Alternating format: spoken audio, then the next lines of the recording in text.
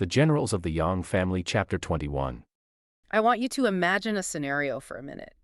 You're standing in the most secure, opulent room in the known world, and you are being offered the ultimate promotion. Oh, the absolute pinnacle. Right. Unchecked power handed to you on a silver platter.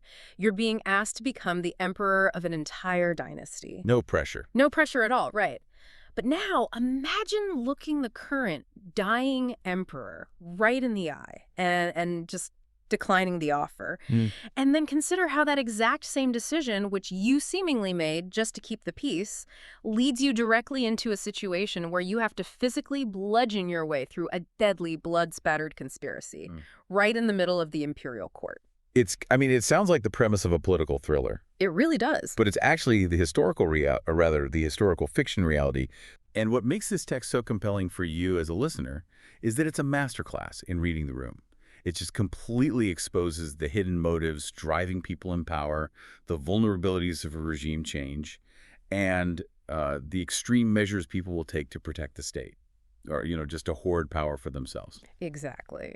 Because we're starting in a situation that is just fraught with tension. Very tense. Emperor Taizong is 59 years old. He's ruled for 22 years, and he is severely ill. So a succession plan isn't just a good idea, it's an immediate, flashing red light crisis. Right, the clock is ticking. The clock is ticking. He consults with his veteran advisor, Zhao Pu, who delivers this really stark warning. He cautions the emperor against following something called the Golden Coffer Pledge. Now, looking at these notes, that sounds incredibly ominous. It does sound a bit like a cursed artifact, doesn't it? Yeah. What exactly is this pledge, and why is it dictating a dying emperor's choices? So to understand the weight of the Golden Coffer Pledge, you really have to look at the historical anxiety surrounding succession. This wasn't just a casual suggestion. It was a binding vow, physically sealed inside a golden metal box decades earlier. Wow. It represented the dying wishes of the Empress Dowager, Taizong's mother. Her primary fear was the destabilizing effect of a child emperor taking the throne. Which usually invites a civil war. Civil war, foreign invasion, you name it. So her pledge dictated that the throne should pass horizontally. Meaning from brother to brother. Exactly, from brother to brother rather than vertically from father to son. That ensures a mature adult is always in charge. And Taizong, feeling the immense pressure of his own mortality and the shadow of his mother's edict, he decides he wants to honor it. He wants to pass it to his younger brother. Right. He intends to pass the imperial throne directly to the 8th prince. Which sets up this incredibly tense room. Taizong brings the 8th prince in and officially offers him the empire. And the 8th prince delivers this beautifully structured, highly logical refusal. Flat out turns it down. Flat out. He points out that the emperor's own son, the 7th prince named Yuanqin, is now fully grown. He argues that Yuanqin already has the hearts of the people, making him the natural heir. Yeah. On the surface, this looks like the ultimate act of loyalty to the stability of the state, right? Sacrificing personal ambition for the greater good. It is definitely framed as a noble sacrifice in the text, but we also have to view this through the lens of sheer political survival. How so? Well, the 8th prince is an incredibly astute operator. If he accepts the throne based on some old pledge from a golden box, he immediately bypasses the emperor's adult, capable son. He would be painting a massive target on his own back from day one. Oh, that makes sense. The son's faction would revolt. Instantly. He knows that having a legal right to rule absolutely does not equate to the practical ability to rule without facing instant factionalism. By refusing, he's arguably employing a brilliant self-preservation tactic.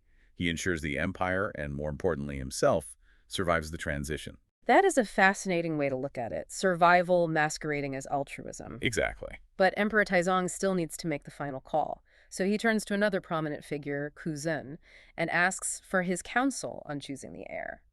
And Kuzhen delivers advice that feels remarkably relevant even today. Oh, completely timeless. He tells the emperor that when choosing a lord for the world, you cannot consult the women in the palace, nor can you consult close ministers. He insists the emperor must choose someone who meets the expectations of the entire world. What Kuzhen is doing here is diagnosing a chronic disease of leadership. The echo chamber. The echo chamber, yes. Yeah. Palace insiders and close ministers have their own deeply entrenched agendas. Their proximity to power inherently warps their perspective. They will always recommend the candidate they can most easily control. Right, the puppet. Precisely. Kuzun is urging Taizong to step outside that immediate bubble of sycophants and gauge the true geopolitical landscape. And Taizong absorbs this. Recognizing that the Eighth Prince's refusal is final and logical, he officially selects his own son, Yuanqin, to succeed him. Yet Taizong knows the transition won't be seamless. The text details these fascinating final decrees where Taizong effectively creates a golden severance package for the Eighth Prince. I love that term for it. It really is. He warns that every generation produces treacherous ministers who will ruin the state. To combat this, he hands the Eighth Prince 12 iron certificates. 12 of them. Yeah. How does a dying emperor enforce his will from beyond the grave using these items? The iron certificates are a profound mechanism of institutional power. Physically, they were these curved iron plates inscribed with imperial decrees, often with the text filled in with gold. So they looked impressive. Very impressive. Yeah. But legally, they functioned as absolute exemptions from the death penalty. They are literal get-out-of-jail-free cards. By giving 12 of them to the Eighth Prince, Taizong is legally shielding him from the future emperor's wrath. He's deputizing him? He's practically turning him into a shadow enforcer, Sure. an extra-legal vigilante who has the authority to execute corrupt officials without facing execution himself. Taizong doesn't entirely trust the formal bureaucracy he's leaving to his son, so he intentionally builds this institutional counterweight. And he doesn't just provide legal cover, he provides a specific personnel recommendation, right? The name drop. The name drop. Taizong explicitly tells the Eighth Prince that a man named Yang Yanzhao, the son of Yang Ye, is destined to quell chaos. He instructs the Eighth Prince to use him heavily and never discard him. It seems entirely intentional that Taizong pairs the legal immunity of the iron certificates with a highly capable military figure. It's brilliantly calculated. Legal immunity is completely useless if you don't have the physical force to back it up when the palace guards actually come for you. Taizong is giving the Eighth Prince the legal blueprint for survival, and then pointing him toward the military muscle required to enforce it. He's mapping out a comprehensive survival strategy before taking his last breath. Shortly after this, Emperor Taizong passes away at the age of 59. The source includes a commemorative poem praising his unification of the Central Plains, which establishes his ultimate legitimacy. Then the seventh prince, Yuanqin, ascends to the throne, taking the title of Emperor Zhenzong. As with any regime change, we immediately see a restructuring of the court. The eighth prince is elevated to the Prince of Chenggi, but then there's the appointment of Wen Qin. Wen Qin. Wen Qin is named the East Bureau Privy Councillor. That title carries a lot of weight, doesn't it? Immense weight. The Privy Council in this era was the highest military organ of the state, running parallel to the civil administration. The East Bureau specifically dealt with top-secret military intelligence, troop movements, state security. And Wen Qin is not a good guy in this text. Not at all. Placing Wen Qin, a man the text positions as highly ambitious and deeply sinister, into this role means he now controls the intelligence apparatus and the military levers of the capital. It's a terrifying consolidation of power. Which perfectly explains the massive changing of the guard that happens the very next day. The senior minister, Song Qi, approaches the new emperor Zhenzong. He employs this heavy self-deprecation, claiming he's too old, completely useless, and begs to resign. He wants out. Zhenzong tries to retain him, saying he needs veteran guidance, but Song Qi is absolutely adamant, and he is not the only one. Over the next few days, absolute heavyweights of the imperial court, figures like Lu Mengzheng and Zhang Qixian, also submit their resignations. This is a critical pattern for you, the listener, to observe, because human behavior in institutional settings rarely changes. When the veteran leadership, the people who possess the institutional memory and understand the hidden levers of power, when they suddenly orchestrate a mass exodus the moment a new leader takes over, it is never a coincidence. They aren't just retiring to play golf. No, they are fleeing. They recognize a toxic shift in the power dynamic. They see a dangerous figure like Wen Qin consolidating control over the military, and they want to be entirely out of the blast radius before the purge begins. Song Qi's whole "I'm old and useless" routine is just cover. It's just a polite, survivable way to exit the building without directly accusing the new emperor of incompetence. The text notes the immediate consequence of this exodus. The heavy matters of the court fall exclusively under the control of Wen Qin. The power vacuum is filled instantly. Well, naturally. And the eighth prince is observing this, hyper-aware of his own vulnerable position despite the iron certificates, which brings us to a highly specific, chilling incident. The eighth prince is leaving the court in his carriage when he is intercepted by a crying man demanding justice at the Meridian Gate. The location of that interception is so vital. The Meridian Gate is the massive, heavily fortified primary entrance to the imperial palace complex. It's the physical boundary between the absolute authority of the emperor and the outside world. For a commoner to create a disturbance, there is an act of sheer desperation. The man reveals himself as the son of Hugh the silversmith. According to his petition, Wang Qin secretly summoned his father to forge something called a yuan yang pot, or a mandarin duck pot. The notes describe this as a specialized assassination tool. How exactly does a pitcher function as a murder weapon? The yuan yang pot is a marvel of deadly engineering. It's a specialized pitcher containing two separate internal chambers. One chamber holds safe wine, the other holds poisoned wine. Okay. The handle of the pitcher contains a hidden thumb hole that controls a vacuum seal. By subtly covering or uncovering that hole, the person pouring the drink can seamlessly switch between the safe liquid for their own cup and the lethal liquid for their target's cup, All in one pour. all without breaking the flow of the pour. It leaves absolutely no visual evidence of foul play during a banquet. The silversmith's son reveals that Wang Qin had this incredibly intricate device forged specifically to assassinate the eighth prince. Furthermore, to guarantee the secret died with the craftsman, Wang Qin murdered the silversmith within his own estate immediately after the pot was completed. Ruthless. The son, having nowhere else to turn, ambushes the eighth prince's carriage. The psychological impact of hearing this must have been staggering. The eighth prince immediately recalls a recent banquet where Wang Qin was hovering nearby, meticulously managing the pouring of the wine. The realization of his own near-death experience crystallizes in that moment. He recognizes the architectural precision of Wang Qin's plot. And the eighth prince doesn't hesitate. He doesn't convene a committee. No, he acts. He compensates the silversmith's son with 10 ounces of gold for his immense bravery, takes the written petition detailing the conspiracy, turns his carriage around, and marches straight back into the heart of the palace. He heads directly to the convenience hall. Now, unlike the massive, formal throne rooms designed for grand ceremonies, the convenience hall sounds like a much different environment for a confrontation. Exactly. The convenience hall was an informal space where the emperor would handle daily state affairs, read reports, converse privately with trusted advisors. It represents intimate, unguarded power. Right. When the eighth prince storms in, he finds Emperor Zhenzong and Wang Qin there together, which just confirms how deeply entrenched Wang Qin has become in the new emperor's daily life. The eighth prince wastes no time. He announces that he just received a petition at the Meridian Gate detailing how Wang Qin secretly murdered Hugh the silversmith, and he is there to report this crime.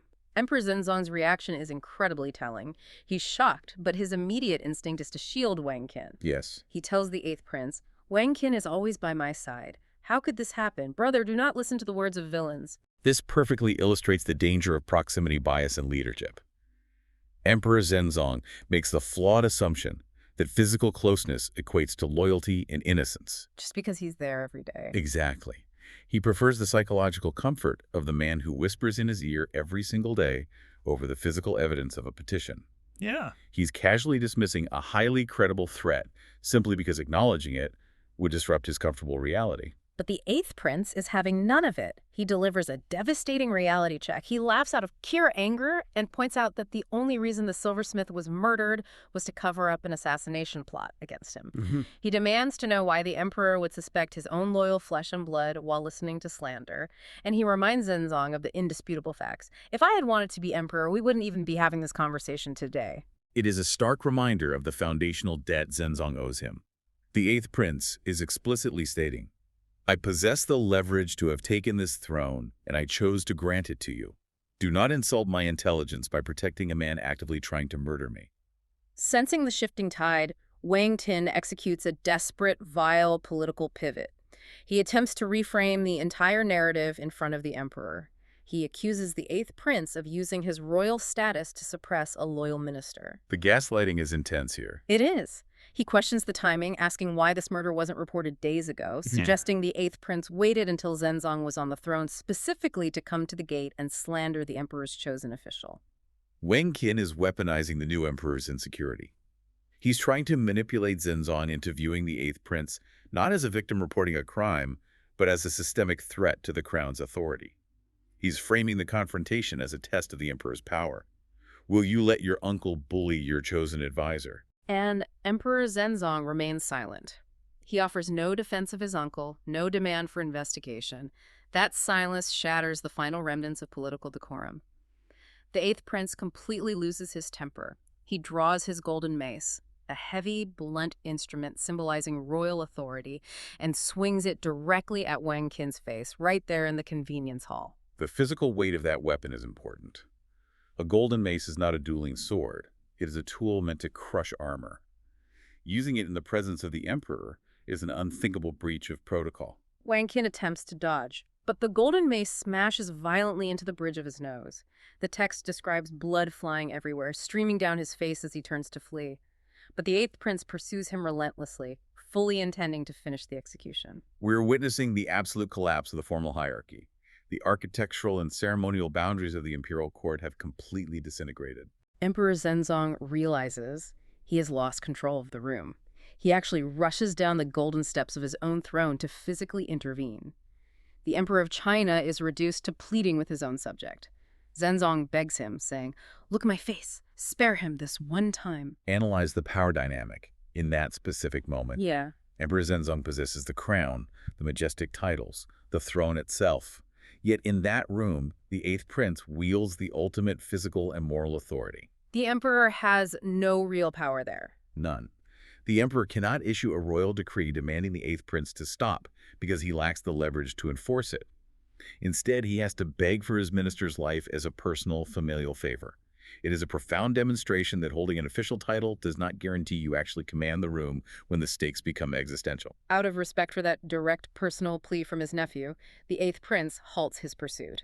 However, he leaves Wang Qin with a chilling final decree. Pointing his weapon at the bleeding minister, he states, "If you ever do evil again, I will execute you. For today, I am only delaying your death." With that, he turns and furiously marches out of the hall, leaving the emperor standing amidst the wreckage of their peaceful transition of power. Meanwhile, Wang Qin harbors this deeply entrenched grudge against the eighth prince. Yeah. And he acts on it in a way that is, it's absolute treason. Oh, completely. He secretly writes a letter and sends his confidant in the dead of night. In the dead of night. Yes, to deliver it to Empress Dowager Xiao in Yuzhou. Which is the capital of the Liao dynasty. Exactly. And the letter essentially informs her that the Song court is completely devoid of capable generals, that it's ripe for invasion. He's actively trying to trigger a foreign invasion just to spite a rival faction within his own government. It's a devastating breach of state security. And, when Empress Dowager Xiao of the Liao dynasty gets this intel, she immediately convenes her top military minds. Right. And right away, the text presents us with two competing doctrines of warfare. Mm-hmm. You have General Yelizhuzh, Who advocates for a blunt, immediate strike. Exactly. His logic is, hey, the Song court is in mourning, their command structure is a mess, so a rapid cavalry invasion will just crush them. Right, a doctrine of overwhelming force. But then Chuzi steps into the conversation. Ah, yes. He holds the title of the curtain-rolling general, and he pitches a much more sophisticated strategy. I want to pause on that title for a second, actually. Sure. Because curtain-rolling general isn't exactly a rank you hear every day. What does that actually imply about his position? Well, it's highly significant. In the imperial court, the person who rolls the curtain is permitted in the innermost chambers. Oh, wow, okay. Yeah, it implies this deep intimacy with the ruling power.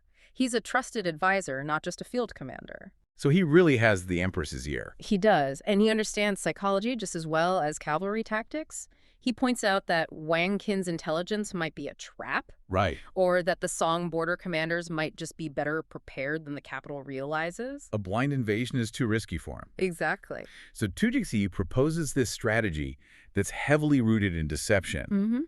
He suggests staging a, quote, hunting exhibition at the Hedong border. A hunting exhibition, right? But he explicitly details that this is going to be a thinly veiled martial arts challenge. Yeah.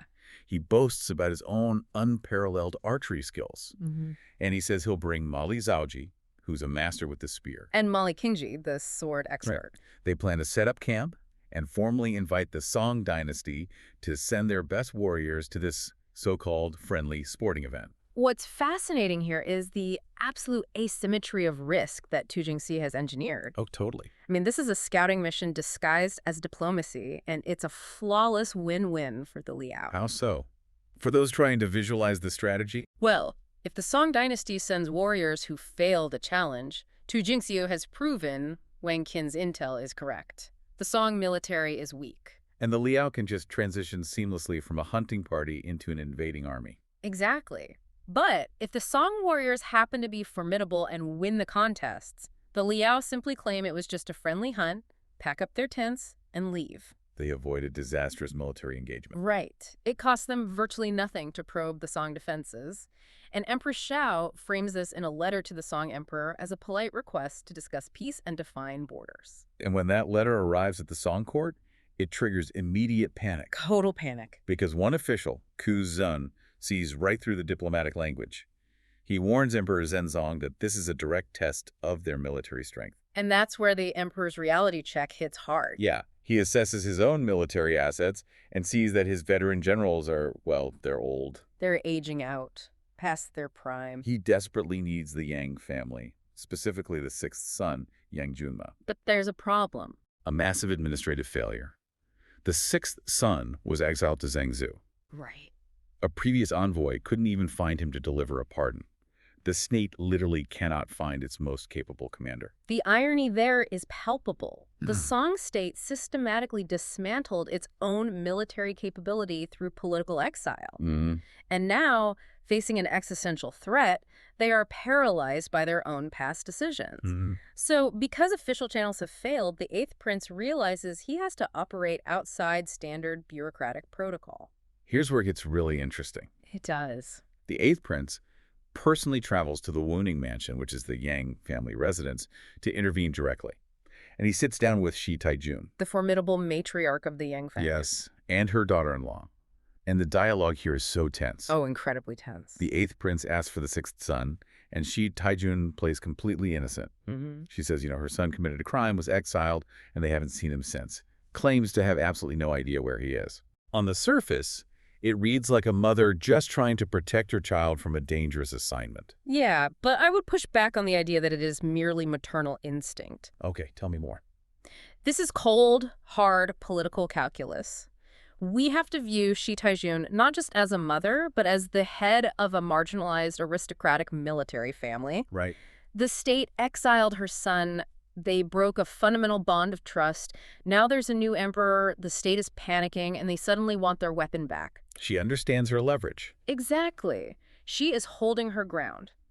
The eighth prince tries to maneuver, pointing out that the new emperor issued a pardon, so there's no need to hide him. But she doesn't concede an inch. Not one inch. She just calmly tells the prince, she'll send someone to Zhengzhou to look for him and report back eventually. Yeah, eventually. And the text specifically notes that the eighth prince understood her meaning.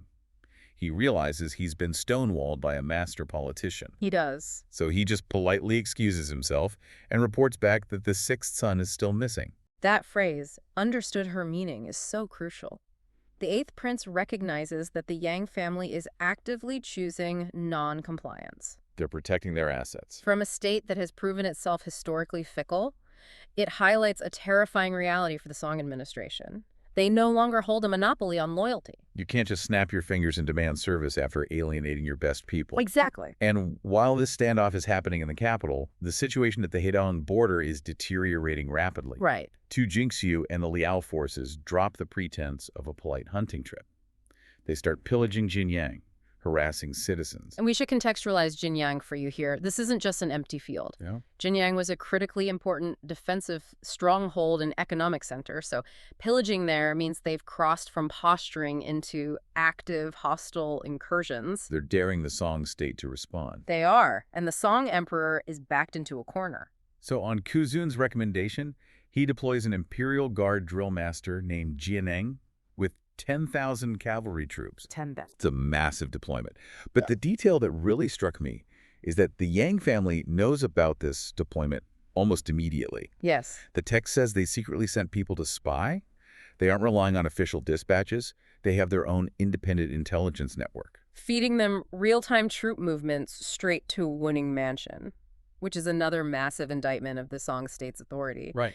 The central government is supposedly in charge, Yet this private, disgraced family is operating a parallel intelligence apparatus that's faster than the imperial courts. It really is. So Taizong receives this intel and immediately holds a private family council. Mhm. She pulls the sixth son aside, who of course has been hiding at the mansion this whole time, Naturally. and they review the tactical situation.